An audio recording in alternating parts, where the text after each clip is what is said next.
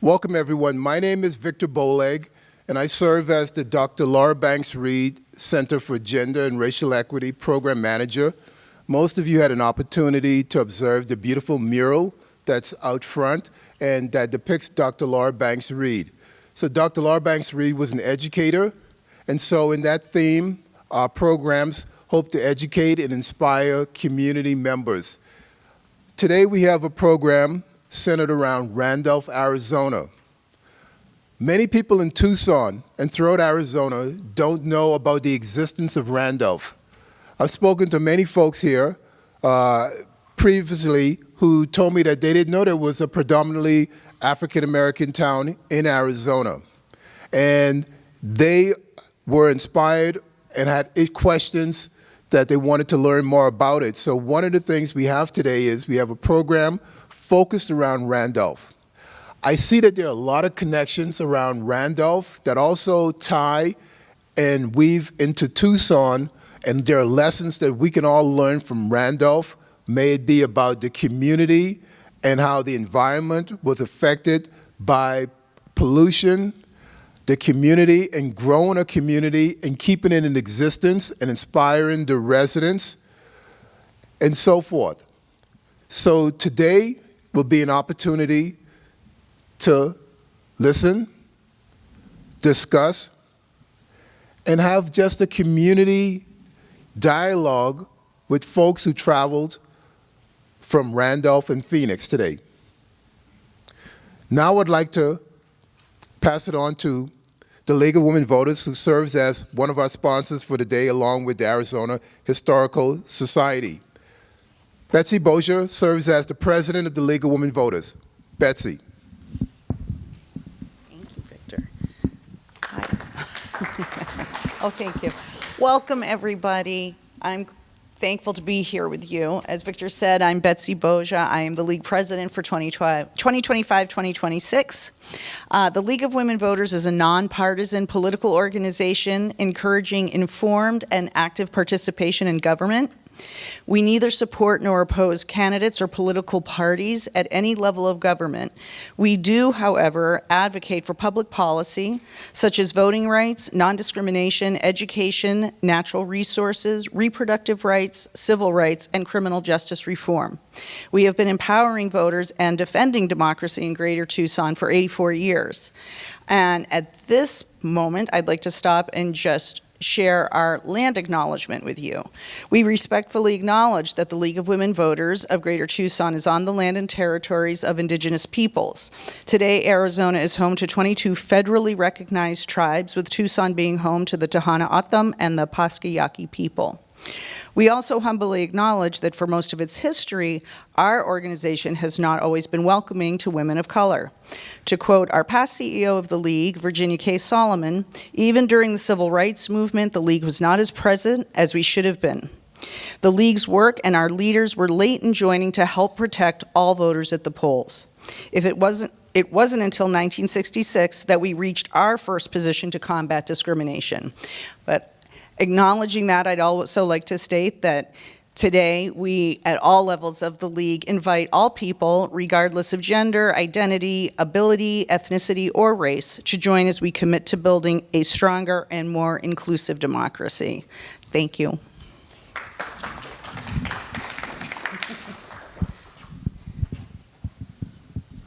Thank you, Betsy.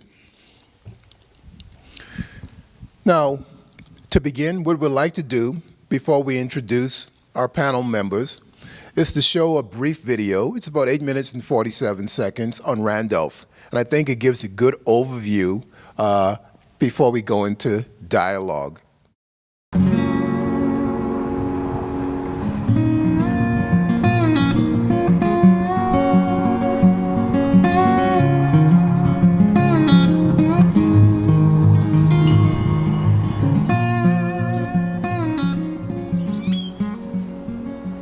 In Randolph, back in the day, it was a very booming community. You walk out, there's kids all down the streets, everywhere, both sides. It was a lot of people living here. There was 2 grocery stores here. There was a post office. There were gas stations. And as far as you can see here in Pinal County was nothing but cotton. I often say I was made in the cotton field, you know.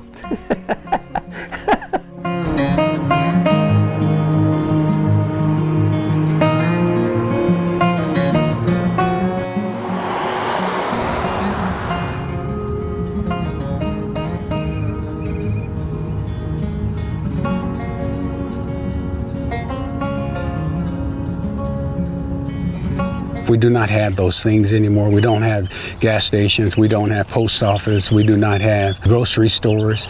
We are in an area that has probably one of the highest pollution rates in Pinell County. When Proler, Western Emulsion, Stinger basically, SRP less moved in, there was a lot of toxic fumes coming in.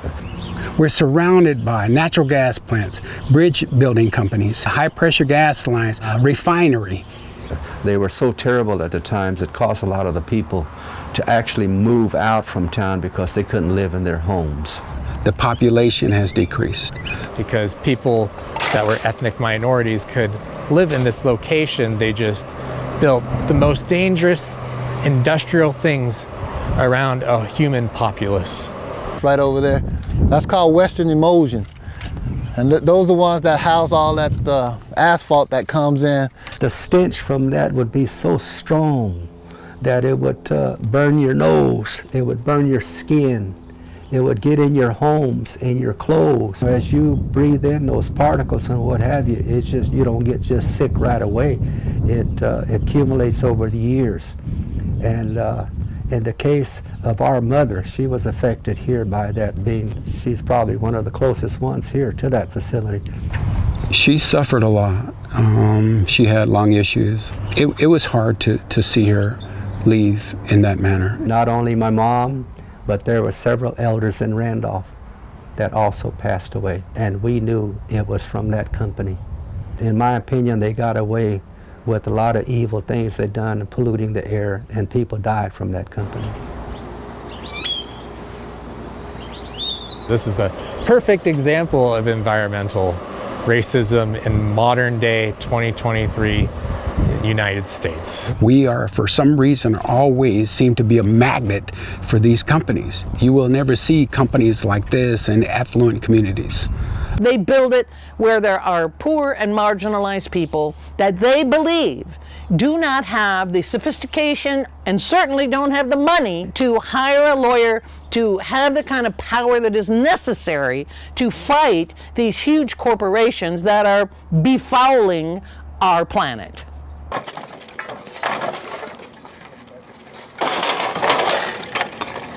Over the years, Pinell County government and supervisors have really never been involved with Randolph. We had to ask for stop signs, speed limit signs. Our streets are a mess. They didn't have fire hydrants, and they've had buildings burned to the ground because they had no way to try to put them out.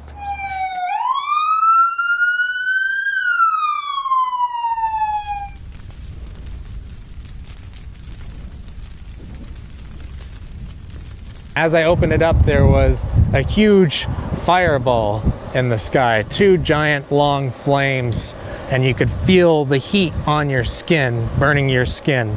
And that natural gas explosion killed 2 people. It took the life of a 14-year-old girl and her father. Her mother was severely burned. That explosion happened less than half a mile from my house. That's the most extreme, health scenario, having a pipeline burst while you're sleeping because something industrial should never have been located near residential property.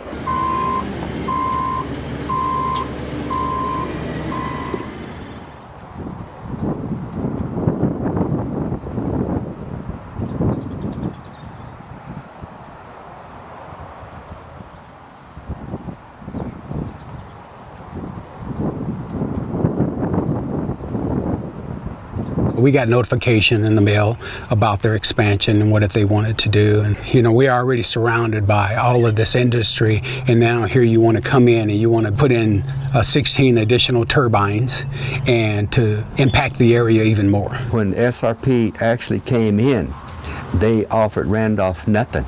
and that's why Randolph was in an uproar. SRP turned around and came out and sweetened the pie and offered us monies for various things, and that initially was the $12 million that they just said, we're just going to give you that up front out of goodness. The original commitments was scholarships, job development, road paving. But as time went along and we found out that irregardless of we're in opposition to this expansion of the plant, we were going to lose and they were going to build the plant anyway. So and in the meantime, SRP was offering us $12 more million for all these additional improvements. With this SRP thing, it just kind of like opened up a whole new world for Randolph, you know. We're being heard now. We're not being overlooked no more. SRP is playing a game that is very dangerous for the community. SRP to me is trying to come and present monetary gains and keep the community quiet, so to speak, and let us do this and we'll give you that. We are worth more than that, than taking somebody's money. I'm not taking Satan's money. I'm not taking big industry's money. Win or lose, I'm not taking it.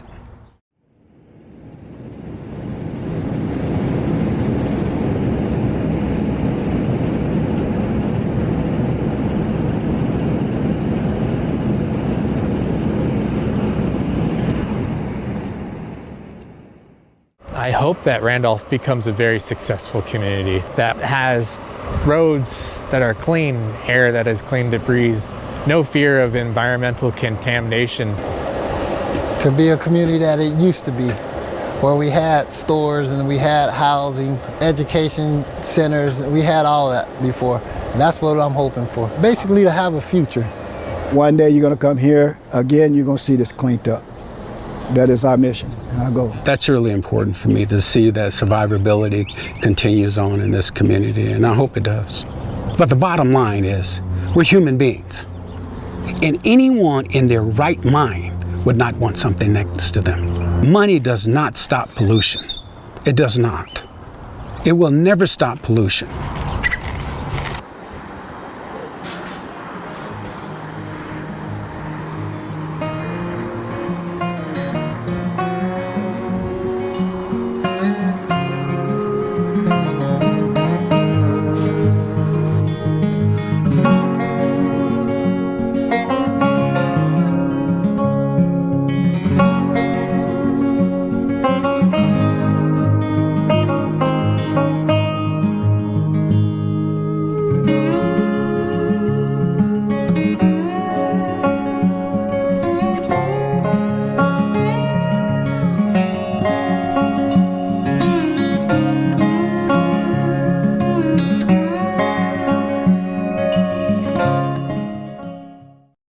Now I would like to have our panel members come on up. We have Mr. Kyle Muldrow, who serves as the president for Randolph United Center. We also have Mr. Ron Jordan, who is a longtime community member and who you saw in the video also with Kyle. And we were hoping to have Gita Lasore here too, but we have Dianne Post also, who's here, who's the attorney, who's represented the town of Randolph. So we have a little bit more extra chairs than we actually need. So just make yourself comfortable. And it's such a blessing to have them here in person, you know, to be able to make that drive to Tucson. Yeah. So I'll allow them also to say a little bit about themselves and go into a little bit more detail. So you have a mic there that's wireless. So why don't you start, Dianne, and tell us who you are and how you got involved with Randolph. Well, I'm the least important person here. My name's Dianne Post. I'm an attorney, and I've been an attorney since 1980 here in Arizona. And I got involved because the NAACP in Pinal County called me, Connie Jackson, and said, you and Charles, who was then the president of the state NAACP, and I was the attorney, said, you have to come down and testify at this hearing that's going to be happening in Casa Grande. Actually, yeah, it was in Casa Grande. And so I didn't have any idea what she was talking about. This was December 21, 2021, so just before Christmas. So I looked it up, and I called her back, and I said, Connie, it ain't going to do any good for me and Charles to come down and testify. These people need a lawyer to represent them in the case. And she said, you're a lawyer? I said, well, yes, I am, but I've never done this kind of case. I don't know anything about it. Long story short, I tried to find a lawyer, an environmental lawyer, but I was not successful. So I said, I will fill the papers out to make sure they have an ability to stay in the case as plaintiffs, and then I'll find them a lawyer. And we are here now going on 4 years, and I'm the lawyer. My name is Ron Jordan. You saw me in the little clip there. I didn't know I was going to be in that today. Anyway, I'm a longtime resident. Our father, when they first came to Randolph, that was a period where that was the only place a black man could buy property. So instead of the family buying little small lots and whatever, they purchased 16 acres. So we've been there since 1951. I remember as a child coming there as 5 or 6 years of age. Upon graduating from high school in '63, there wasn't very many opportunities for us here. There wasn't very many opportunities for us here in Arizona and Randolph at the time. So a lot of the families, as they grew, they left and started migrating to Southern California, up the coast of California, what have you. So one day I packed my little bags and I got in the car with 2 older half-brothers, and I left too and went to California and lived out there and worked with a company for 20 years, including military time. I've done pretty well, and then the company sold, and my siblings and mom had lost my dad. I said, why don't you return back? It was a difficult decision because I was living pretty good in California and doing pretty well. So I thought it would be a good idea to relocate back to Arizona and come into Randolph. That was a hard decision, but it was home. And as time went along, our mom passed away, and so she left the property to all of us, and there was 10 of us, and that turned out to be a nightmare because there was no one executor or anybody in charge. Everybody was equally, and I basically took care of the property even when Mom was living. And long story short, I ended up purchasing the property from the family. So I'm the sole owner of the property now.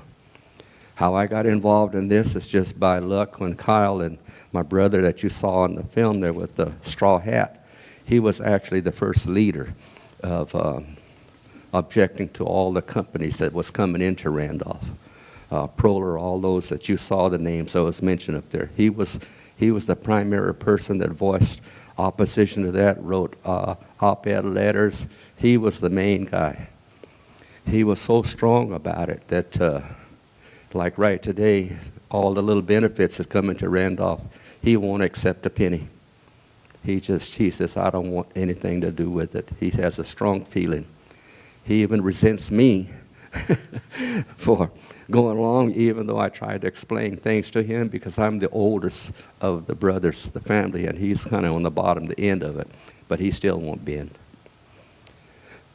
They used to have meetings at Jeff's home, and Kyle and the family and another gentleman, Senior Melvin Moore, which he's no longer with us, came over, and I went over one day and listened in, and I told him at that time that, you know, I've retired.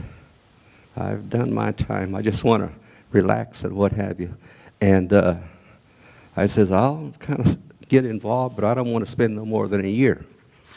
And well, that year's still kind of going on, but like I mentioned to Kyle and Dianne before, you know, I really want to retire. Just recently I turned 80 years of age. But, and later on maybe they'll give me an opportunity to explain all this stuff in front of you and how all this got started. But that's how I got involved in this, and it's hard pulling out of it. But I'll just turn it to Kyle. He's a... Hello, can you hear me? My name is Kyle Muldrow. I'm the current president of Randolph United Council. I just went along for the ride and somehow ended up in the leadership position. It wasn't my claim to fame to be the leader, but there's a little picture down there with the older lady and the guy that's below, Melvin Moore. He's my cousin. He's passed on now, but he came to my house and told me, let's go to this meeting. Let's go. So I went, and somehow I end up being in the forefront of all of this thing. My family came from Arkansas and Texas. My mom was from Texas. My dad was from Arkansas. We came with the red hair and the freckles. When I had hair, it was red. My grandma used to say that my great-great-grandfather was an Irishman. I'm not sure. I don't know. Never met him. But that's the kind of, when I get that attitude, you know, being African-American and then Irish, and the attitude, that's the one combination, you know. But it's been a long journey. I come from a large family. It's 10 of us, and I'm number 9. I have a younger brother. I served time in the military. I actually retired from the military. I just wanted to, like Ron, just kind of enjoy my retirement. But that never happened. And I made a promise to my mom to take care of my little brother, which is a year younger than me. He got a lot of health issues. Had not it been for that, I probably wouldn't have been in Randolph. I probably would have been in Texas somewhere. But Randolph has always been home. I was raised in Randolph and stuff. It was a great time. We had, oh my God, maybe I'll have time later to talk about some of the stories that we, growing up in Randolph, it was just awesome. The picture with the elderly lady right there, she was our neighbor, Miss Reese. We call her Mother Fanny. We called her Fanny. She lived right next door to us. I still remember times lifting weights in the backyard, and she was hanging up her clothes on the line and stuff, and we'd sit there and conversate and stuff, and she'll ask, have you eaten anything? And I say, well, I can always eat something else, you know. She'll tell me, come on over, and she'll put out a plate for me to eat and stuff. But that's the kind of relationship we had in Randolph. It was a family thing, but don't get it wrong. Melvin, right there, he had these plum trees, and we used to pick the plums off of them, and he used to chase us, and because he didn't want us picking the plums off his tree, and when he caught us, oh my God, you know, we got that belt, you know, but we were all family, you know, and it didn't matter where you went, or someone was always watching you. You know, we didn't know we was poor, you know, because everybody pretty much had the same thing, you know. It was a really, really great time. I think we were probably the first family in Randolph that had the Atari games. You remember the little Atari electronic games? We had, I think our mom bought us one of those one Christmas, and I think we were the first family that had one of those in Randolph, where we invited some of our friends to come over and play that little game and stuff. But, you know, just little things like that what made Randolph a family. And to this day, you know, it's hard to walk away. Like Ron said, it's hard to walk away, and I appreciate what Dianne has done for us. When I first met her, I talked to her on the phone, and I'm like, who is this black lady?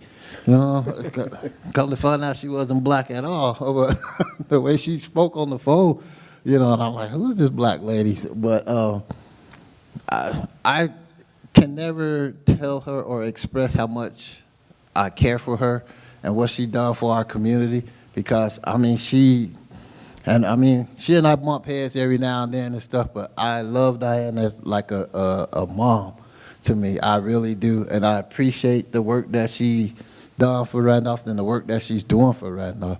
Very, very brilliant, very brilliant. Knows a lot of people. I don't know. I can't express my feelings enough for you, Dianne. But I'm not going to talk too much. I'm going to leave that to Ron.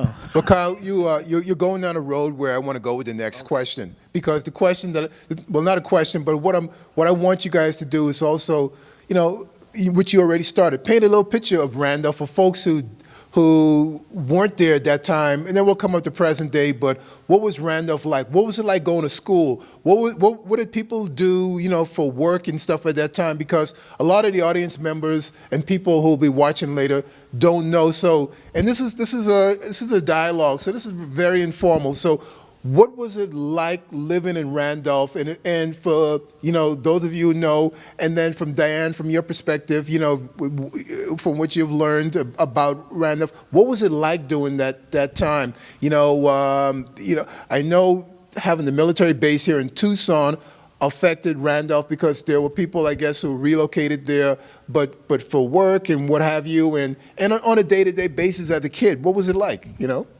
Well, for me, growing up as a kid, like I said, we had fun. We didn't know we was poor or whatever because, the next family didn't have no more than what we had. Christmas time was the best time. We all had bikes. We didn't have gloves, so we put socks on our hands because it was cold during that time, and we rode the bikes around and stuff. My first job was actually in the cotton field. I'm 56 years old. I was one of the lucky ones that was born in the hospital. Back in them days, a lot of them was born in Randolph by the midwife and stuff, and something Ron can talk about. But Christmas, like I said, was one of the best times, and my first job was in the cotton fields. We would chop cotton. It wasn't actually chopping the cotton, it was chopping the weeds around the cotton. And I still remember my first paycheck was $125. And I remember holding on to that paycheck like dear life. My dad would like just laugh and like try to take it. That was my paycheck, But back in them days, it provided our school clothing and everything like that. I think minimum wage was like $3.35 an hour back in the day. It was really, during that time. My great-grandfather, I actually saw my great-grandfather and my great-grandmother. And my great-grandfather was Wyatt Dostey. He had a lot of the farmland down there in Randolph, in La Palma area back there and that stuff. And from the stories that I was told that they would give him the bad cotton seeds to plant, or they wouldn't give him no water rights, where they kind of forced him to sell his land and stuff. So, that kind of stuff was going on. Where we lived at, Highway 87 is kind of like the divider on the west side. I hate saying the white people live. I hate saying that, but the Caucasians lived on that side, and we lived on the other side. I had a friend on that side, but I couldn't go on that side during that time. But I can see him at school. I can play with him at school. We all went to runs our little age gap between us. I don't know what school he went to, but we went to Coolidge High School, which was like 4 miles north of Randolph. It was okay. It was okay. We were great athletes, and they kind of like just pushed us through the school system, which I didn't like at the time. Still don't like it that they're still doing that to our kids, just pushing them through and using them for their athletic ability and stuff. I don't like that. That's something we're working on.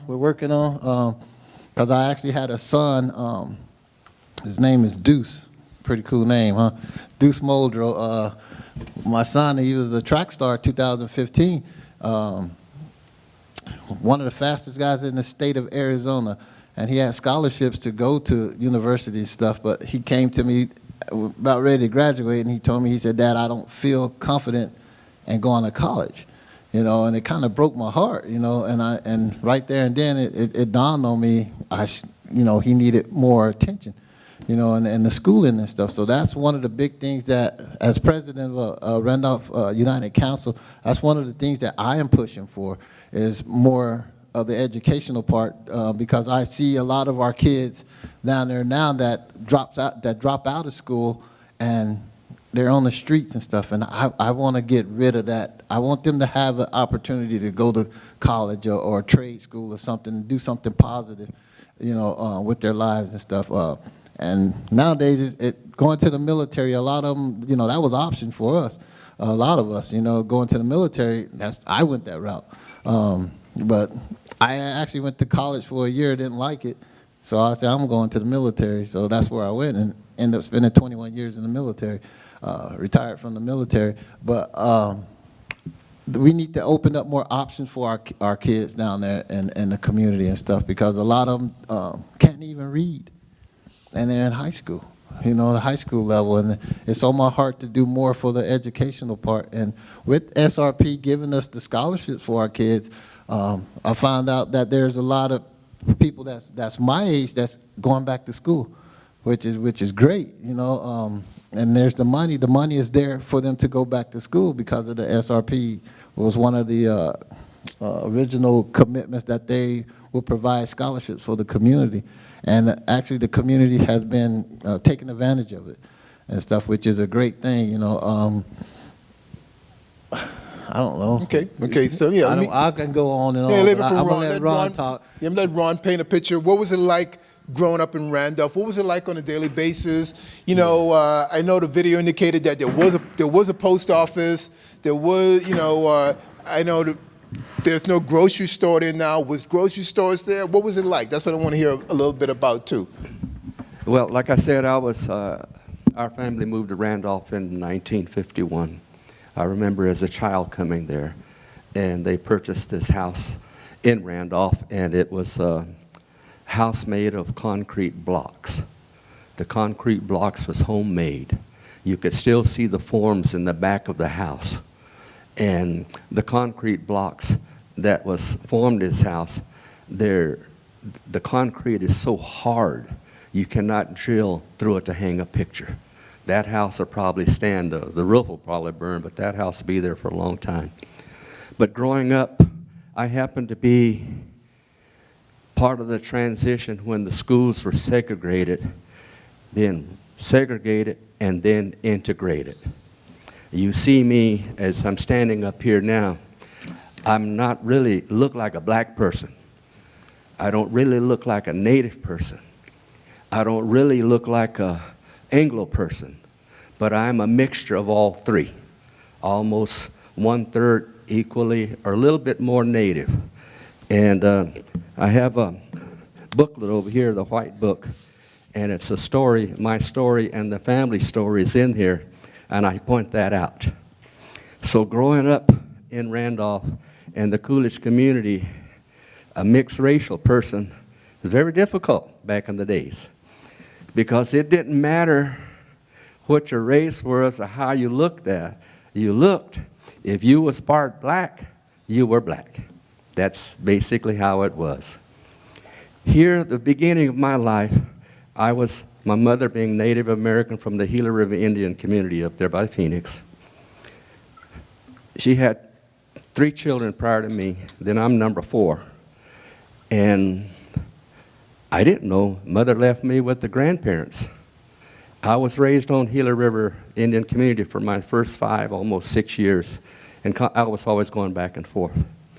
She met my dad, and she brought me to 11 Mile Corner, Arizona, and that's the first time I seen black people. I didn't know the man I was looking at was my actual dad. I tell that story in there. Anyway, they moved to Randolph, and I had followed my older half-brothers and sisters because I'm the oldest of my mom and dad. My dad had children by his first wife, which was a black lady. They had 10 children. My mom stepped in, and I don't know what was going on back in those days when they were younger, but my dad and his first wife, they separated. My mom moved in or took over and raised his children. And when they did that, then here I come in, and they used to call me the little kid with cat eyes because I have green eyes.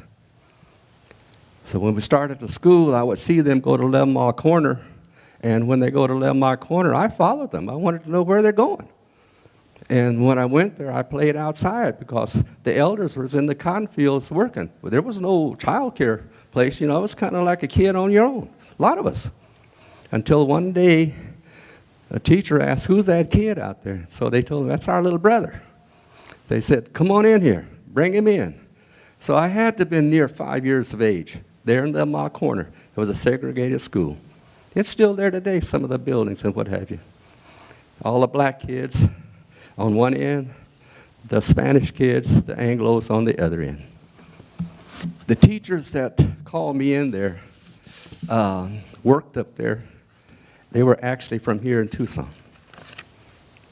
Mr. and Mrs. L.G. Pateau. The story is in that book. Mrs. Bateau, she's the one that came and told me to come in the classroom. And at the same time, her daughter, Flavia, was my age. So Flavia and I grew up, Flavia and I grew up together. We're still in contact today. Anyway, I went in, and that's where my education began, with the farmers and the black kids. I was just a little guy, a little spot in the crowd.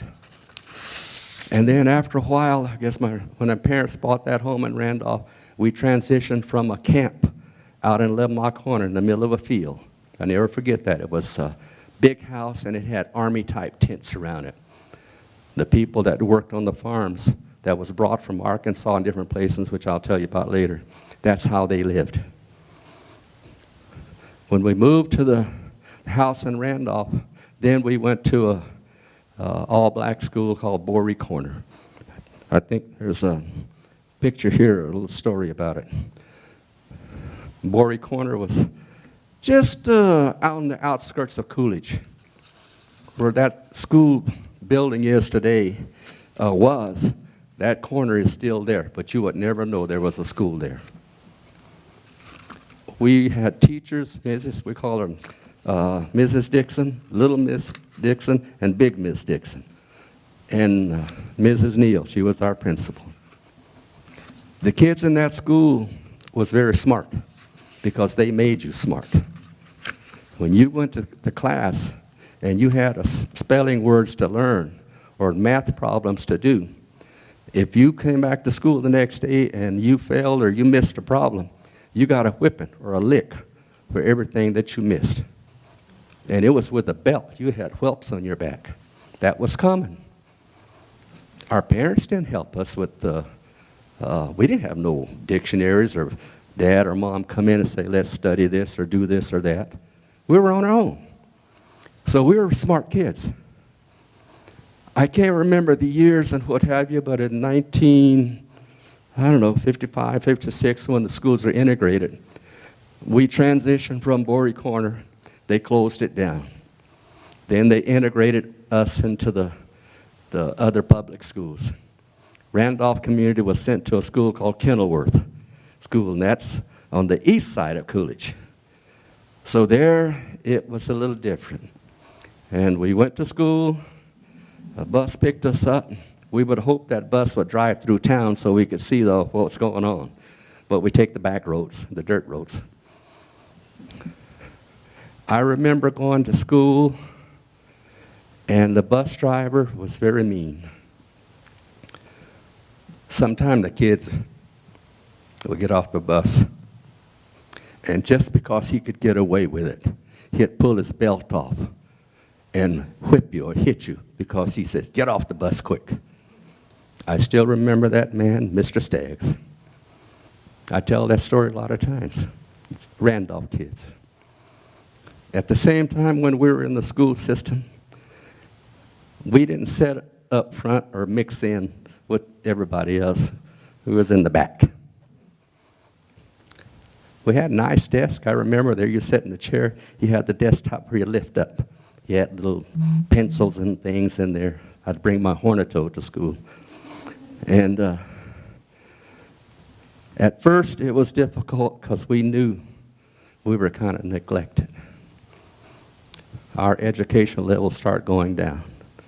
We didn't get the attention. But we moved on. Then as time went on, the teachers started treating us somewhat equally because there was Native Americans in there. There was Mexican families in there. Of course, us and the Anglos. We all got along. And then lo and behold, one day, they hired this teacher, the coach. Royal Garcia was his name. He came from Northern Arizona University, and he married an Anglo lady from Douglas. He was a little short Mexican guy. And he said he took that job, and he was paid less than the regular teachers. But it was Mr. Royal Garcia that helped all of Randolph. He helped us to the extent of teaching us the proper etiquette of playing basketball, baseball, football, the terminology.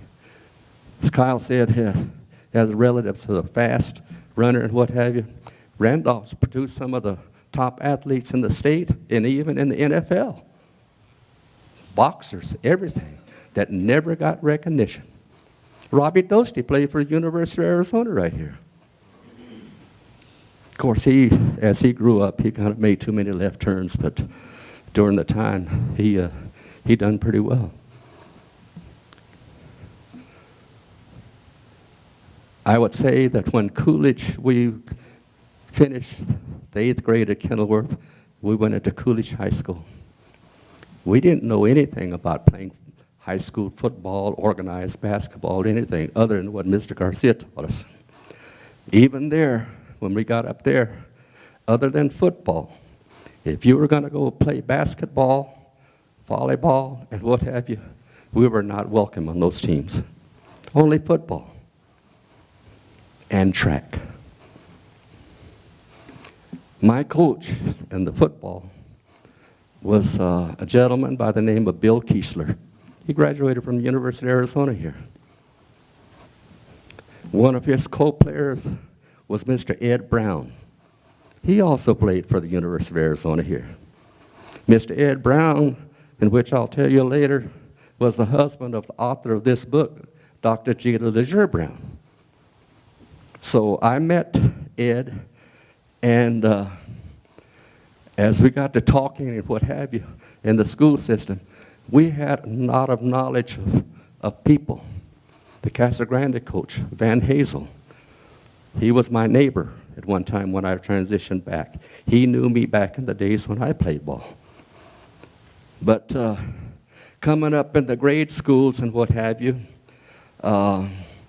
we had an opportunity. I don't know how it happened. You could go to Kenilworth School or to Coolidge. I'd go to Coolidge School sometime.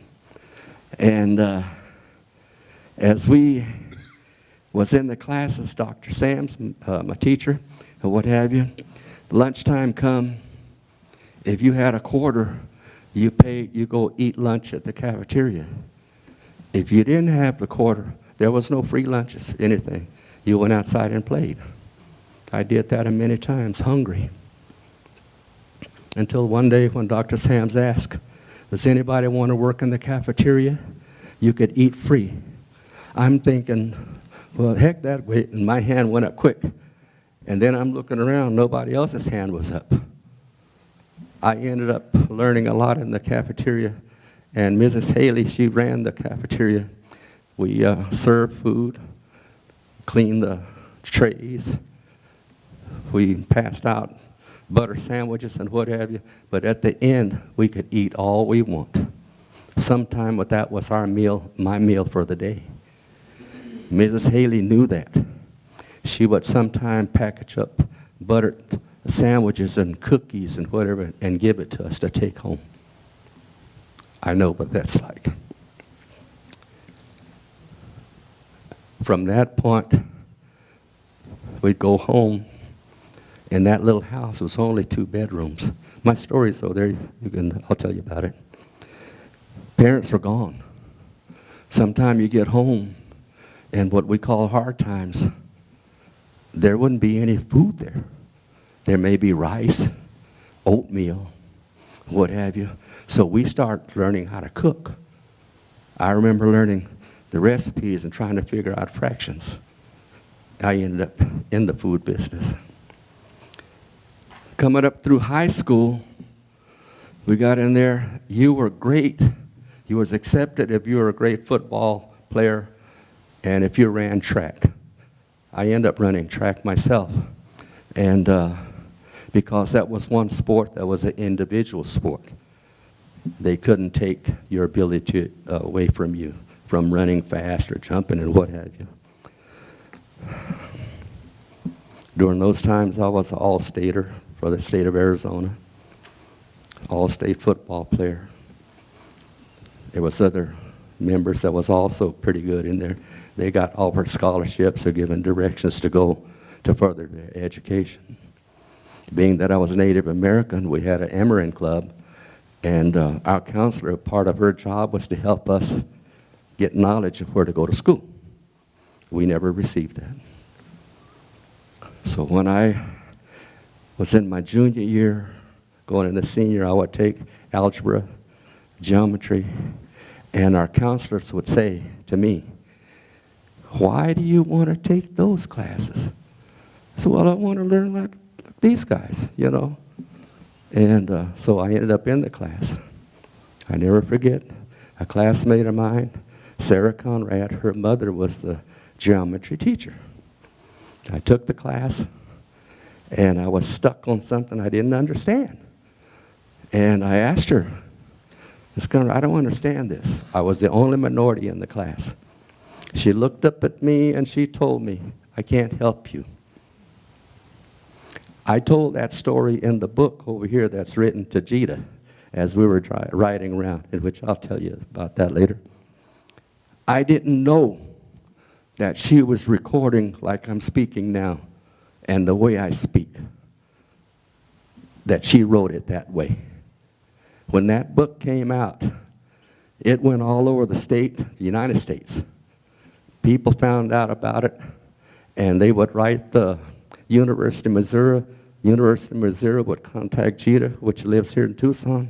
She would contact me, and a lot of my classmates, that are some here, that are teaching in Pueblo High School and different places, they reached out to me and said, "Ronnie, you're right." So that gave me relief. Years later, I ran across a classmate of mine in Las Vegas. I told him my story, and he slammed the table. And he said, "That happened to me." So that's what we went through. I didn't give up.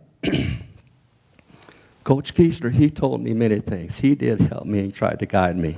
He even took me home before games and fed me steak and potatoes and whatever, so I'd have nourishment to play ball. He tried to get me to go to Arkansas, Texarkana, Texas, to play football over there at a college. That's where he was from. But I ended up in California after I ran away from home at 17, almost 18, with $35. Lived with a half-sister out there, and I attended Compton College on my own. I had no parental help. Nobody helped me. I said, "Where's that school at?" And how I learned about the school was from a football player from the University of Arizona that came and visited us on the campus. And he came from Compton College. I can't remember his name right now. And I thought, that's where my sister lived. Maybe if I can go there, then I'll finish that, then I'll come to U of A. But the military cut that short. I eventually went on and got an Associate Arts degree in Business Administration and worked for the company that I started while I was in college. Rode my bike. The coach there gave me a bicycle. I rode the bike to work, get off at 11 at night, be in class at 7 in the morning at Compton College. It's about a 5 or 6 miles trip. I went through a lot. But there were some good people in Pinell County. Where we live in Randolph, there's a street they call Kleck Road. It's named after a big farmer that was across the tracks from our home. I worked for Mr. Kleck, and my dad, which I'll tell later on, this is his business, did work for him, and then I catch the bus on the main highway up from our house, and his wife would drop the kids off there, and they said, "Ronnie, watch my kids. Make sure they get off at the proper school." And which I did. Then when I left, he asked my mom, "Whatever happened to Ron? Where's he at?" I said, "Well, he's out in California trying to make it." Mr. Kleck sent me a letter. Says, "What do you need?" I said, "Well, Mr. Kleck, I'm struggling, as you know. So I could use $100 a month. That would help me out."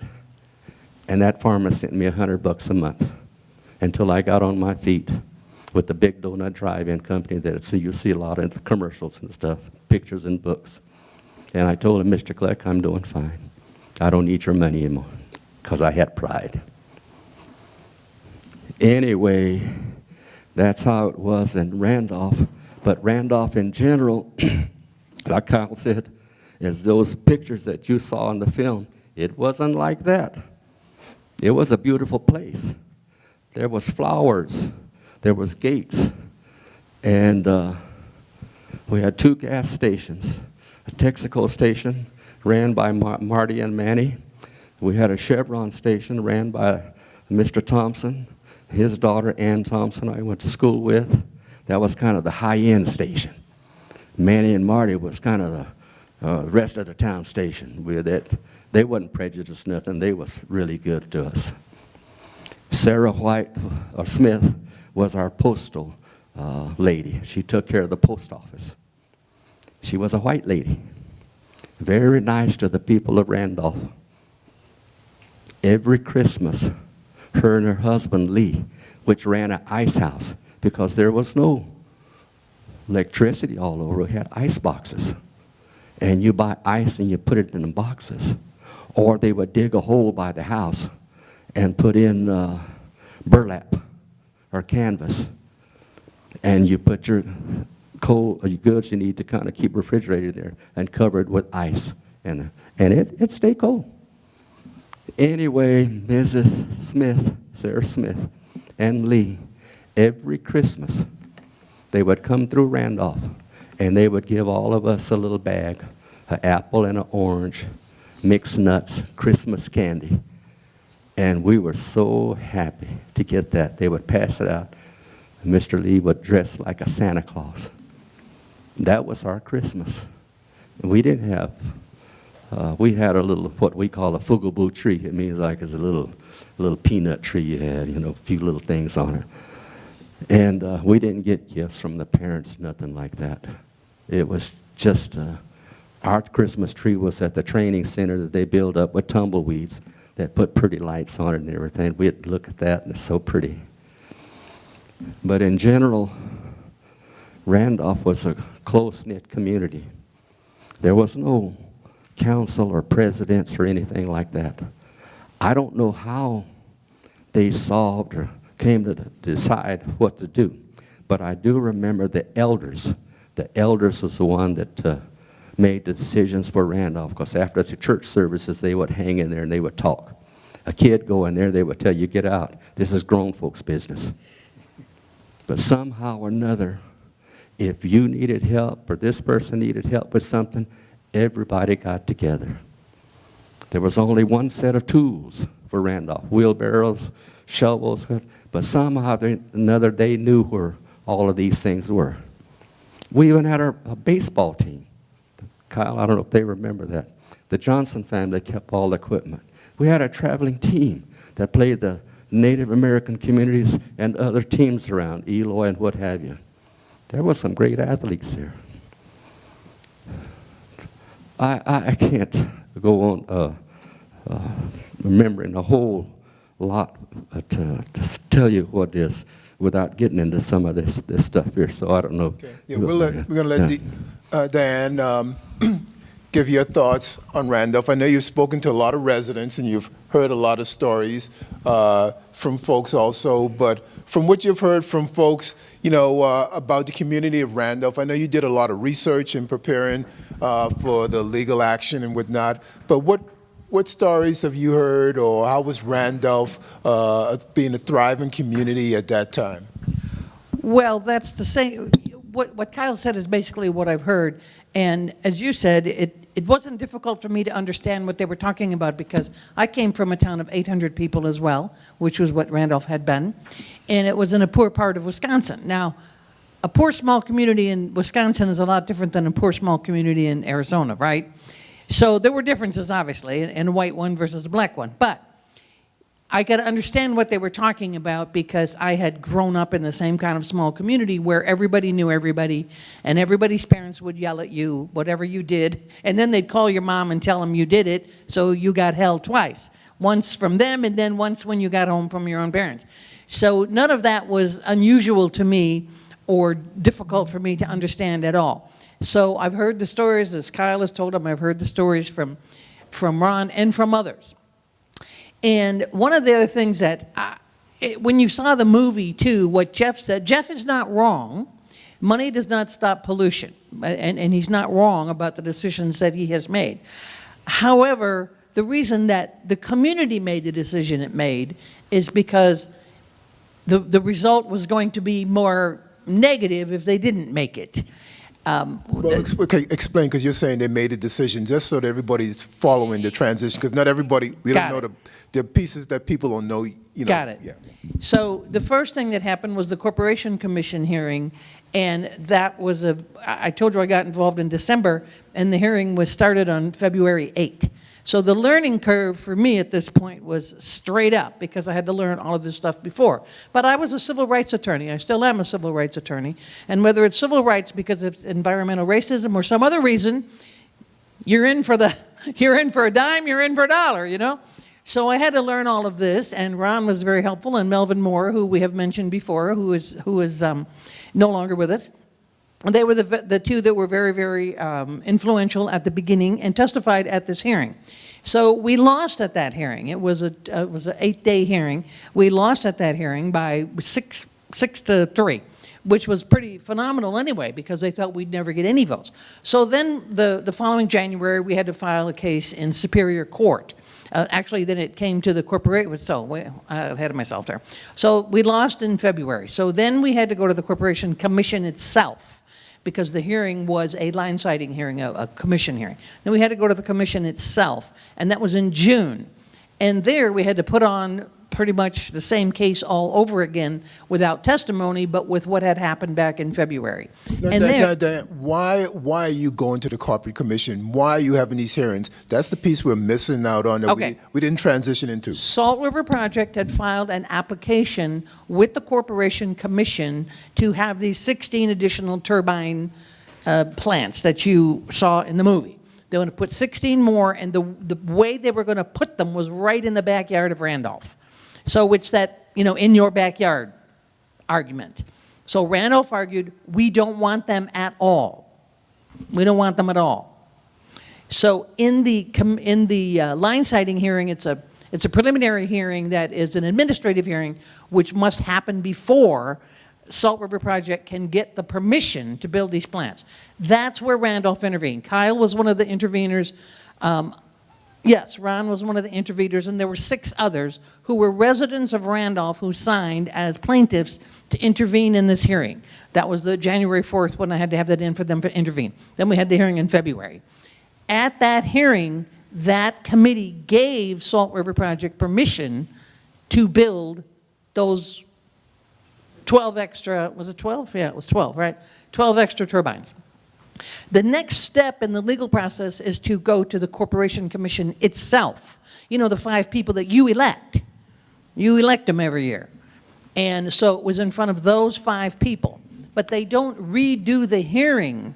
They read what happened at the hearing, and the lawyers make legal arguments.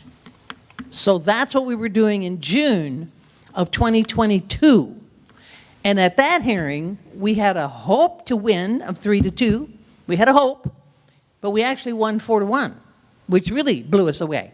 So we won that hearing 4-1, and the Corporation Commission said, no, Salt River Project, you cannot build those plants because of 2 main reasons. One reason, the main reason, was environmental racism. You have not taken into consideration the damage that you are doing to this vulnerable community. Therefore, we are not going to give you permission. And their second reason, by the 4th vote that we didn't expect we would get, but we got, was that they hadn't filed some particular paper that she wanted them to file. So that was her reason. But the main reason was the environmental racism reason. So that is a first for Arizona. First ever time that a company had been declined to build, to get a permit to build because of environmental racism. So now it's on the record in Arizona. So other groups of communities around the state can use this as a precedent. Well then, SRP didn't like that.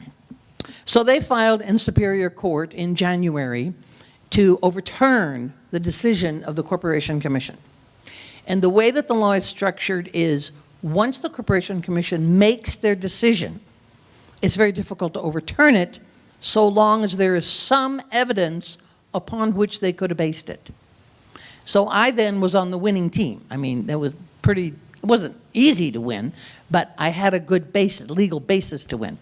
So that went on for another 6 months. Ron testified again, and Melvin was going to testify, but he ended up in the hospital and didn't get to testify, but Ron did testify again in court, and then we won that also. So we actually prevailed in the Superior Court, and that was in January or February of 23. So January, February of 23 was when we prevailed in the Superior Court. So after that is when, as Ron said in the movie, when SRP came back with a reasonable settlement offer. And remember when they offered you, was it $1,500 or, remember that with $1,500, wasn't it? Something, I mean, an absolute slap in the face. Oh, yeah, for the rent, yeah. Yeah, yeah. Nothing. So the issue was, yes, they could have gone on and fought the case, but what did SRP have to do?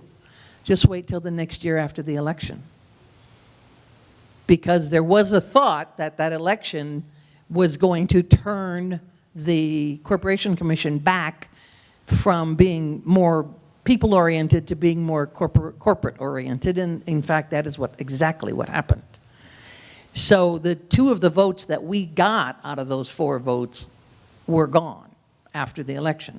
All they'd had to do was go back and file another application. They'd have got it. Then I would have been on the losing side in court. Because of what I told you earlier, the structure is if the Corporation Commission says that is a very strong position. So the other thing that happened, so that was one consideration. The other consideration was that the turbines were moved to a different place. They were put in a different place. Other environmental protections were put in place, and they doubled the amount of settlement that they offered. So all of these considerations went into the consideration or into the decision to take the settlement. And what came out of the settlement? Specifically? Specifically out of the settlement came a lot of different things. Some of them were mentioned in the movie. Historical designation, as you've got on your paperwork that you've handed out there, so that Randolph now has national historical designation. So if you can grab a flyer outside on the table, there's information on that. Historical markers that are at both sides on Highway 87. As you enter Randolph, the big markers that say welcome to Randolph that were designed by the community, et cetera, and put up there. The scholarships that Kyle mentioned, so that's a 20-year commitment. For 20 years, they will be giving these scholarships for college education and job training, both. So that'll go on for 20 years. Grant writing and paving the streets, which is now done, so that the PM10s and 6 and 10s that were causing a lot of asthma and breathing problems have diminished because the streets are all paved now. The flooding is diminished because they're all graded so that they drain, etc. So that is done. Landscaping to the streetlights are up and working. So all of that has already occurred. To purchase some land, which just happened, to build a cultural center. So this has been an ongoing, unbelievable amount of work, but it's happening. So a cultural center is going to be built in Randolph that will encompass a gym and a kitchen and classrooms and meeting spaces and historical designations and all kinds of things, a meeting place for the community to grow, to develop, to have these educational programs, to have sports programs, to have after-school programs for the kids, all those kinds of things. And then another part of the settlement was building to repair, replace, or renovate, remodel homes, because for, 45 years, the county of Pinell had not given any building permits in Randolph. Think about it. If you haven't had any building permits, what happens to the quality of your housing in 45 years? And what do people do when they can't get a building permit? Let's build it anyway, right? You just build it anyway. Especially you're out in a rural area, nobody's paying any attention to you, you just do it anyway. So why didn't they give it? Because the zoning was such a way that it was impossible to give a permit for anybody who owned a smaller piece of land than what was in the zoning. So we got the zoning changed. So now that they can give permits. So Habitat for Humanity is doing the work, contracting it out, of course, but, you know, in charge of doing the work, to build, not to build, to repair the homes for safety and health purposes. And so that's part of the ongoing process too. They have up to 5 years to finish that. And they've done quite a bit. And if the home cannot be replaced, or cannot be repaired, and there are some that cannot, they are in such bad shape they cannot, those people will get a replacement home. I mean, it's not going to be a new home, and it's not going to be a $1 million home, but it'll be a replacement home, and they will have better living conditions. And then the last part of it is Preacher Jordan's camp. What Ron was talking about is to make that, and what he's got down here, a historical museum type of place, so that it will be designated as a historical place. And so these things and all the stories that Ron is telling and all the stuff that he has brought and has will be able to be displayed properly like a museum. So those are the conditions that were in the agreement. Does that answer your question? Yes. All right. Okay, and I want to give the audience members an opportunity to have some questions, and we'll go with some questions directed to the panel members, and then I'll also let the panel members, do a conclusion and give some further information if they so decide. So are there any questions that folks would like to ask? The people that work in the industries around, where do they live in the area? Who would like to take that?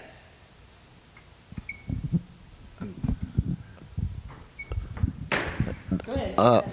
They don't live in Randolph. Pretty much they're from all over. I ask them in the trial. I ask every one of them, where do you live? Nobody lived there. They lived in Scottsdale, Glendale, Phoenix. They lived in all kind of places. Nobody lived anywhere near there. So that was an issue that was asked in the trial.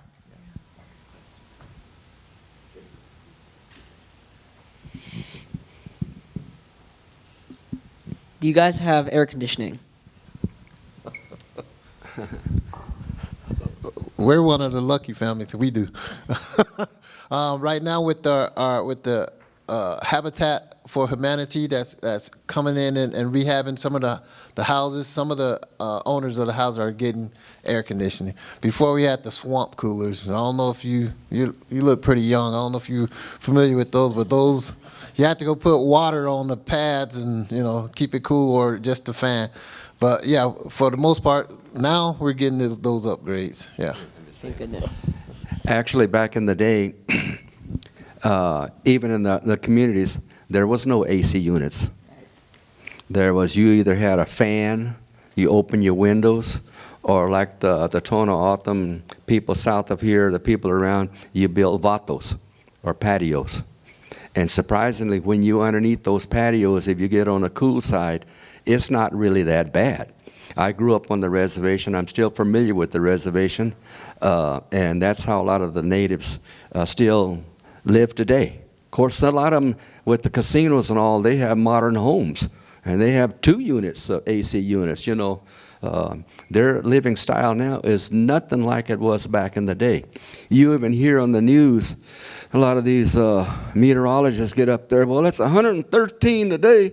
Tomorrow's going to be 114, 1 degree, and let's talk about how hot it is. You better prepare. We worked in the fields in weather like that. Of course, you cover up and you wore heavier cotton clothes, but when the breeze come up, you get cool. And I says, the people that's complaining on that, they don't have a clue to how it was back in the day when we were living in those conditions and coming up and working. And we survived, and we never had any complaints. We didn't have cold watermelon. Our watermelon would be sitting out there underneath the vato, and you cut it like it was. And when they transitioned into the swamp coolers, like Kyle was saying, you had a pump in there, and the water trickled down on the pads. And then after so long, you get so much alkali buildup on it and in the pump, and you had to make major repairs on it, and a lot of people couldn't do that. And you did the best you could. And it was comfortable. I remember that. We're ruined now. Other questions?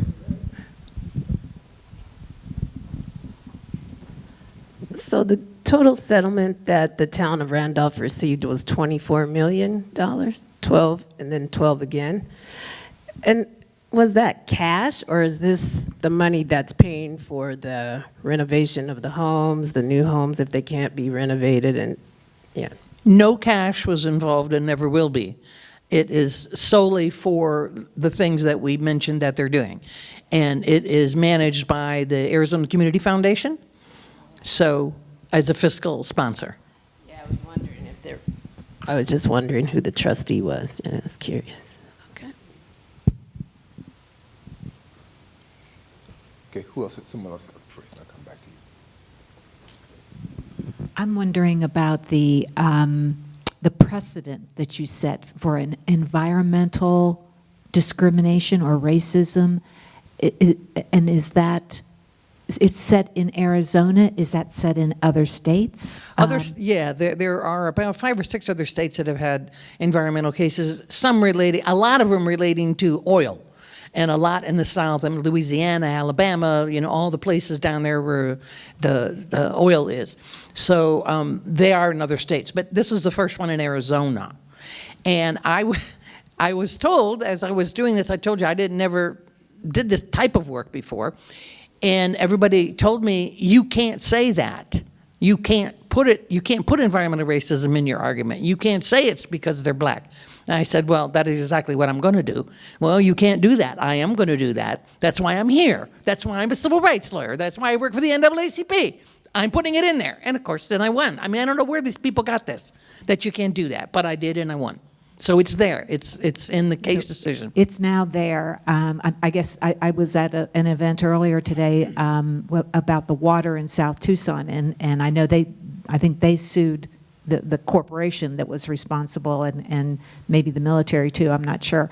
But I'm just, that is now in the law, and people can use that. It's in the common law. The common law. Okay. Remember, common law is not statutory law. Statutory law, now, and this is where the argument came, because statutory law says, when you look at the factors that you must consider when you're going to take an action and give an environmental permit, okay? And they list the factors you must look at. Historical concern, water availability, all the kinds of things, extinct animals, all that kind of thing. And it says the people and environment, or it doesn't say the people, it says the environment, I'm not exactly sure what it says now, the area around it anyway, and the animals in it. Mm-hmm. And that's what I used. And you can't say people. People are animals, aren't they? Aren't people animals? Yes, they are. Mm-hmm. What are we, minerals, vegetables? No, we're animals. That's the section I used. And people said, you can't use that. Well, I did use it. Good for you. Okay. Okay, thank you. You never make an omelet without breaking an egg, right? Thanks, you all. That's just been great. So I'm just curious, how this will affect Chris Mays and all the stuff she's doing for the people. She was not elected in any of this time. Right. So I don't know that it should affect her at all. No, but I think it would be affecting, if it's, like you say, a precedent, I think. Well, it is a legal precedent. Yes, she could use it. Governor Hobbs has been very involved. Randolph has won 2 awards now for environmental and for historical. From the governor's office, she's come to their annual, you had a 100-year celebration. She came down and spoke to that. She's going to come down for the groundbreaking, for the cultural center. Hobbs has been very involved in this. But yes, Mays could use it. Right on. Oh, yeah, we just celebrated 100 years of existence back in January. February. Yeah, we started in January. It was a 3-day event. We became founded pretty much in Randolph in 1925, February 1st. And we had a 3-day celebration, which the governor actually came to the celebration. We had pictures and everything of her, with us and stuff. And really nice lady, and she's coming back, like Dianne said, when we break ground for our cultural center. It's supposed to be community center, but we can't call it community center. We have to call it cultural center because of the county we live in. So it's a big thing. Parking, it's parking requirements, everything. But yeah, it was pretty neat. It was pretty neat, and she's really down there type of lady. You know, I was kind of nervous meeting her with her, but she made you feel comfortable and stuff. Really nice lady, really nice. How are you keeping the young people there in the city? There's not many. The average age there's around 40 to 80 right now. We do have some under 40, but not many. We got roughly around 150 residents that's there now. There's people that has land there, but it's vacant. They moved out like in California or whatever and stuff. Because when the cotton fields closed, a lot of the people went to California. Some went back to Texas, Arkansas, and stuff. And we actually didn't have much help, like she once said, with the county, with the Pinell County. So everything just kind of went downhill from there. And they were looking to jobs or whatever and stuff. We were one of the lucky ones that my family stayed there. You know, my dad worked in the fields. My mom, there's a program, Arizona Training Center, where disabled people, residents live right there. Back in the day, they wouldn't allow blacks to work there. And when they opened it up, my mom actually, she worked there. She actually retired there. I had a sister that retired there and stuff. And when my mom passed away, I was going through some of her stuff, and I actually seen one of her pay stubs back in the day. Wow. And I'm like, how did we make it back then? You know, $167 every 2 weeks. That was, but life was different back then. It was really simple back then. I wish we could go back, but right now there's not enough housing for people to come back, and the people that own land will not sell their land. It's hard for them to sell that land, whatever the attachment may be. We're trying to work out something. We just bought a property for a 2-acre property that we're going to try to develop and stuff like that for housing and stuff. But my thing is to get the youngins back in the community. Because it was a great place to grow up. I call it our own Mayberry. It was nice. It was really nice. But that's one of the things we're hoping, like when we get the cultural center built, that we can draw the younger crowd back into the community and stuff. Because I'm looking forward for them to take my place.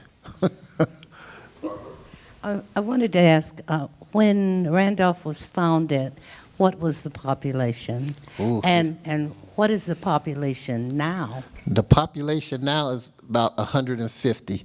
There's about 70% of it is African American, about 67. That was going to be another part Yeah. of the question, and I take it's a mixed population. It is. It really is. And it's about 70% African American, about 67% Hispanic, and 13 probably other. Yeah, somewhere in there. And what was the population when it was founded? Oh, Ron probably can tell.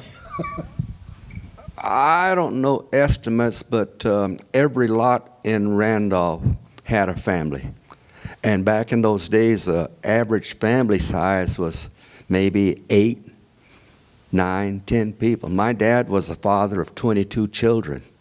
My mom had 3 children prior. So I have, between mixed families, there's 25 of us. As you approach Randolph and you look at that historical marker coming in on either side of town, they have little silhouettes of the people in there.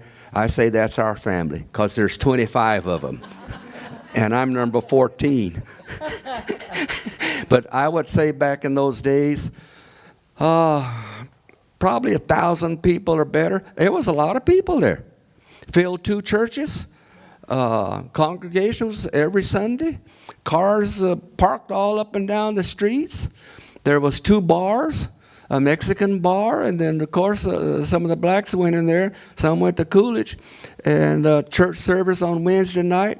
The Mexican bar, they'd have their chung music going. They'd be competing against each other. It was a great place, and lots of people. And but answer some of the questions on the housing. Unless I was going to explain some of that once I do the pictures down there. Okay, I can do that now? Yeah, you had a question.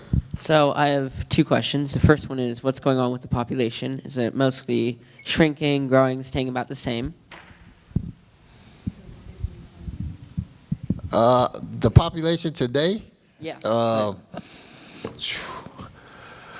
I don't know if you've been down that way or not. There's not a lot of job opportunities down there unless you work at the prison. There's a lot of prisons around there, private prisons, state prisons. There's a lot of that down there. Other than that, there's not really a lot of employment. And like I said, a lot of the people that own land in Randolph that's out of town, they don't want to sell their land where we can kind of develop it and bring in the families and stuff. That's one of the reasons that the population is just nothing there.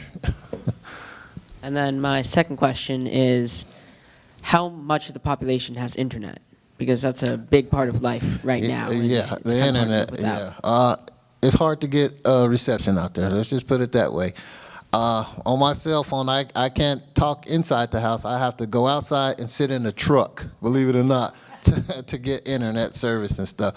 One of the things, on the SRP property, T-Mobile is coming in and putting up a tower out there and supposed to, the internet, it will help. Let's just say it help. But right now, I have to go outside.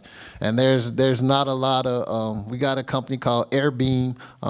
They're probably the primary internet service out there because we can't get like the fiber optics, the underground like you have in the community. We can't get it out there. So it has to be like the satellite or an antenna or something that they put up right there. But that's how we get our internet. Other questions? Okay, Ron, you wanted to. Oh, you're going to give him that one? Okay. Yeah. Okay. What I wanted to do is, the purpose I've come here today is, sorry to say, back in 1987, when I transitioned back from California to Arizona, somehow or another, the gentleman that printed this story, Jonathan Hicks, this was back in November 16, 1980. He published this in the Tucson Daily Star. When he published this story, and how and why they came to Randolph to do this, I have no idea. But when they did it, and the story came out here in Tucson, it caught the attention of Dr. Gita Lejeune, which she was a professor at the University of Arizona. She was a black history professor. She's of Jamaican descent. And she's a little tiny woman. A little tiny woman, they dress in that Jamaican colors and have all that on. And she wanted to come to Randolph and see where'd all these black people come from. She didn't know there were black people up there. So when she came to Randolph and started nosing around, I don't know who she talked to up there. But somehow or something, somebody told her to go up and talk to my mom. My mom's not a black lady. She's native and she's part Anglo herself. But up there at my mom's, when she married my dad had a cotton contracting business. And as I said earlier, when they were in the 50s, how that happened, I don't know, but there was a lot of cotton here. Cotton as far as you can see, from Marana right down the road here, Relito, all the way up to Eloy, Casa Grande, Florence, everywhere there was cotton. And basically that was in the 40s and whatever during the war. There were signs, as I understand, around Eloy that was cotton pickers wanted. So somebody from the southeast, some of the black families, how did they find out about that? They could migrate over here. Because those people back in those days were looking for a way of living. They already had experience picking cotton because that's what they did down there in the southeast. So when they sent Gita up to talk to my mom, and then she started telling the stories. Because she had married a black man and taken care of all the black children. And he was already working in the fields and what have you. Mom started telling the stories of the people, and then she says, why don't you go see my son? Me. I had just transitioned back here, and I bought a home in Casa Grande at the time because there was no subdivisions in '86 in Casa Grande. So I bought the publisher's home, Donovan Kramer Jr. He's a publisher for the Casa Grande Dispatch. I purchased his home. He bought another one. Anyway, Jita came to me. I drove up one evening there at the house, and there she was in this El Camino pickup. It's, you know, it's kind of like a car, but they cut it into a pickup. She got out, and I drove up, and I'm wondering, who is this lady in my driveway, or parked in front? And she gets out with that Jamaican accent. Mr. Jordan, Mr. Jordan. I said, yes, who are you? And she says, can I speak to you? And your mother said, talk to you. Anyway, she told me what she wanted. She wanted to record history of the black community up there, and she wanted to know about all these people. I told Jita, I said, Jita, I don't know what you want, but I was single in, I was free. I can take you around on my own. It started in 1987, and we went to all the black families that I knew that had migrated from Oklahoma, Texas, Arkansas, and some was farmers. There were some that owned farms, the whole fields. And I told her, I said, Jita, I don't think these people are going to tell you their stories, but I'll take you. So as we went around, I started with Mr. O.C. Fields because he had the farm and what have you. And there's an old saying, you know, when they always wore hats. They'd sit around, they'd have the hats turned sideways or all kind of ways, you know. And the first thing that Mr. Fields done, and his wife, he pulls his hat off and scratches his head. And he said, Ronnie, I think maybe y'all better come back another time. As we went on, we go to the next family, the Whites, the Muldrows, all these different ones. Each and every one of us, they told us the same. So I told Jita, I said, Jita, the only way you're going to get the stories from these people, you're going to have to become part of the community. That little lady, I don't know how many trips she made at her own expense, driving from Tucson to Randolph to Eloy to Casa Grande to Mobile, Arizona, which there was another black community out there. And she took chances. She's a little tiny thing, driving on properties. People didn't know who she was. She'd call me, I would take her. A lot of this stuff we done at our own expense. I spent a lot of money taking that woman around in my pickup truck, talking, and didn't know that she was recording or writing down everything as I was saying. We had asked people, she would ask people for their stories, and the first thing a lot of them would say is, well, you're trying to make money off of us. I would tell them, I said, no, she's a professor from the University of Arizona. This is part of her job to document history. Some was reluctant. They didn't want to give their stories. Some volunteered. Even a sister of mine, she gave her story, and then just before the book was going to be published, she told them to retract. She didn't want her story in. The press had to stop everything and reconstruct the whole darn story, the book. Anyway, she finally got permission, and they published this book here, Not All Okies Are White. This statement made by here is by the Nick White family. And in that book, which is right here, the Nick White story, I think, depicts Randolph better than any of the stories in there, because he tells the stories of all the families and how they came here, and he mentions all the different names of the families that lived in Randolph. They're all listed here. I remember all of them, the Bostons, the Dostys, the Ellsberrys, the Asberrys, the Vaughns. I remember all of those families. I think his story was one of the best. When the book came out, Mr. Kramer, he published this in the Casa Grande Dispatch. And that's when she gave me a copy of my book, which is that book right there. I never thought it would happen. And I was just real happy. I said, you know, the Randolph story will be out. We worked on that and done different talks like we're doing today. She spent lots of money, her personal money, going to different places. Sierra Vista, Yuma, Prescott, she would tell me. But those groups that would invite her, they would pay her per diem for driving, give her lunch money, or what have you. They never paid me. So, but I thought, and to kind of support Victor, we've been doing this for almost 39 years. And I said, I told Dianne and Kyle, I don't know what more I can say about Randolph.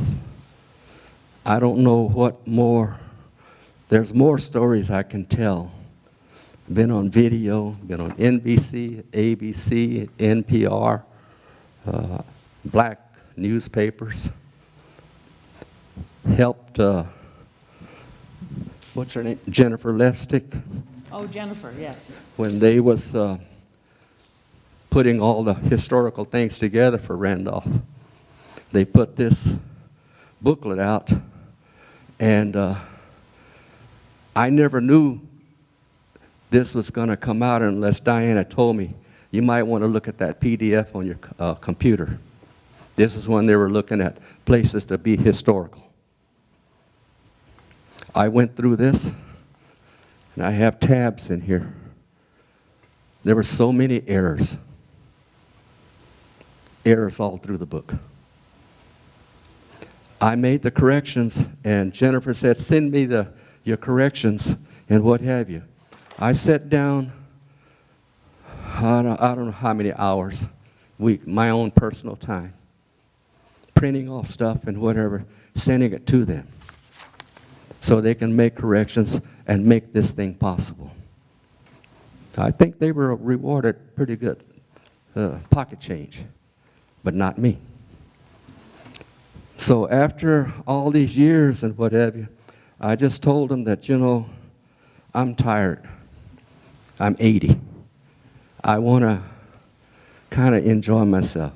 But at the same time, like Dianne said, I own the property up there, and I'm still trying to put something together. A lot of this material in the house, someday people can come and see. I'm doing a lot of work there, but it's at my own expense. But I said, after all of this, enough's enough. I can't continue after all these years at my own expense doing these different things. And like I said, I don't know what more I can say, what more I can do. But I was real happy that the Casa Grande Museum, and I didn't know this, they took an excerpt from the Not All Look Is White book, and I don't know why they chose it, but they chose my mom's story. Her story is in this booklet. I brought some. I didn't know if anybody would want it, but I have to buy these books. So I was selling them for $5. So if you want a book, you can buy one for $5. I have a few here. The state, I can't remember the lady's name, maybe Dianne knows. They asked me if I would write a story on Randolph, my father's property, and tell from the beginning, like I said, when I came in as a kid, his business, how he went to Arkansas and brought people from Arkansas here, many families that came to Randolph. My dad had built all these cabins. They lived in cabins just like slave cabins back in the Southeast, so they were familiar with that. Many children were born right there on Preacher Jordan's camp. like Kyle was saying. So I said, well, I'm not a writer, but I'll do my best. So I wrote the story, and with the help of my daughter, and inserting pictures and what have you. And some of the photos that's in the Not All Geese White book are actually our family photos, even though Gita said personal copies, they were ours. So I put that in here. So there again, these things cost me money. And being that I knew Mr. Kramer at the Casa Grande Dispatch, he said, well, Ron, I can do this for you, but it's going to cost you so much. I sold these for $5 too. But if you want to read the story, there's the pictures in here. It tells you from the beginning and to the end of Randolph, all the things that happened, how the people started transitioning out, the housing, because people don't know Randolph when it first started. There were a lot of Mexican people lived there, like southern Tucson here, like old Tucson. There were adobe homes. When the adobe homes started deteriorating, the owners and the businesses went out. They left California, going to other places. They still own the property. These trailer homes, manufactured homes start coming in there. And that's when the demise started happening in Randolph. The whole story's here. So like I said, if you want one of these, it costs me money. So I have them because people come to my home, to the camp right today. These shirts that we're wearing, I had printed off some of those. People come to the camp now. I have some hanging in there. And lo and behold, they want a shirt. So I have all those different shirts there at the house. But this will be, I thought it would be fitting. Everything started here in Tucson with that article on Randolph. After 38 years, going on 39, I thought, support Victor. This is my last time. I want to just kind of start enjoying myself without having to sit at home on a printing off material, going to meet somebody over here, even driving here from Casa Grande. I have my main home is Casa Grande. Driving here, going back. It was a dust storm here, I guess, the other day. I was in Detroit yesterday. I just got back. I left there at 2 o'clock this morning from 5 o'clock your time. I haven't been to bed yet. And I guess a dust storm came through and my pool got full of dirt and whatever, so I did the best I could and then rushed down here. So that's time, my time and effort, you know. So I can't, maybe somewhere along the line. I think Dianne mentioned somebody wanted to make a video. I didn't even forgot the name of the person that was talking about it. I already made videos for Arizona State, 2 days worth. Kyle and I, we made videos for NBC. I think it was NBC or one of them. All kinds of publications. I got a box full of all the things that's been published and put out. Radio. Then I says, what more can I say? What more can I do? With the exception, I have a younger brother, number 3 brother down from me. I guess after our dad passed, he kept all of our old photos. He's been sending me up-to-date photos when Randolph was flooded, other different things that we don't have here. So I'm trying to get those blown up to be part of the house. Hopefully I can have a little cabin like it was built a long time ago, one with just photos. You can walk through and see how it was back in the day. So this, I'm supporting Victor, but I just want to take it easy. So when I went to Detroit, it was for a funeral. And some of the people say, enjoy your life. So that's what I want to do, enjoy my life. And spend your money, don't leave it for the kids. So that's what I'm going to do. I'm going to spend my money and enjoy myself. Yeah, I want to thank Ron because, we weren't sure Ron was going to be here. Last week he told me he'd be flying out for a funeral and coming back Friday and then trying to get here and everything else. So it's really been a journey, and I really appreciate it. And the same with Kyle and Dianne. Kyle driving from Randolph to be here, and Dianne from Phoenix.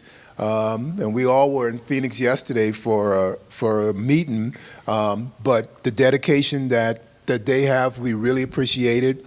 And I want to give Kyle and Dianne an opportunity to say just a couple words as we wrap up, and then folks who want to stay around and follow up with individual questions, they'll have that opportunity and take a look at the material that Ron has brought, because I know we've been here for a while, and I don't want to, I could go on, but I don't want to keep folks here, but I want them to have an opportunity to get an up close and personal, touch with everyone.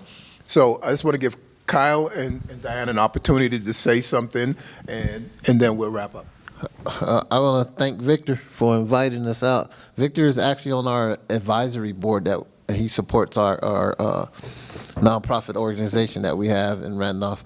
I thank him and for all he done. I thank Miss Dianne. I thank all of you guys for showing up and being a part of this. This might actually, he said we were in Phoenix yesterday. We came down. I really don't drive because I have bad eyes. I don't know what's wrong with my eyes. I had surgery and it just made it worse. But I'm thankful for being a resident of Randolph. I'm thankful for my parents moving to Randolph. I still have family there. I have grandkids now and stuff that teaching them the history of Randolph and being out there in Randolph. If you guys ever get a chance to go to Randolph, go there. I mean, it's about this big. I mean, you can't miss us. Stop by. Some of the most friendly people you ever want to meet, and you'll see me because I'm always around, and I can talk a lot too. So, but I'm thankful that you guys did, participate in this. And anytime Victor want us to come out, you may not see Ron any longer because he want to enjoy his retirement. I kind of do, but I still got a lot more that I want to do for Randolph and for the future of Randolph and stuff. And for you young man, thank you for coming out. Thank you for coming out. Thank you, guys. Short story. Man that I know from Phoenix was driving down to Tucson, and there was something wrong with the freeway, so he got off and he took 87. And he said he was just driving his car south on 87 and just, looking about. He wasn't familiar. And all of a sudden he saw a road sign, street sign, and it said Malcolm X Boulevard. And he almost ran off the road.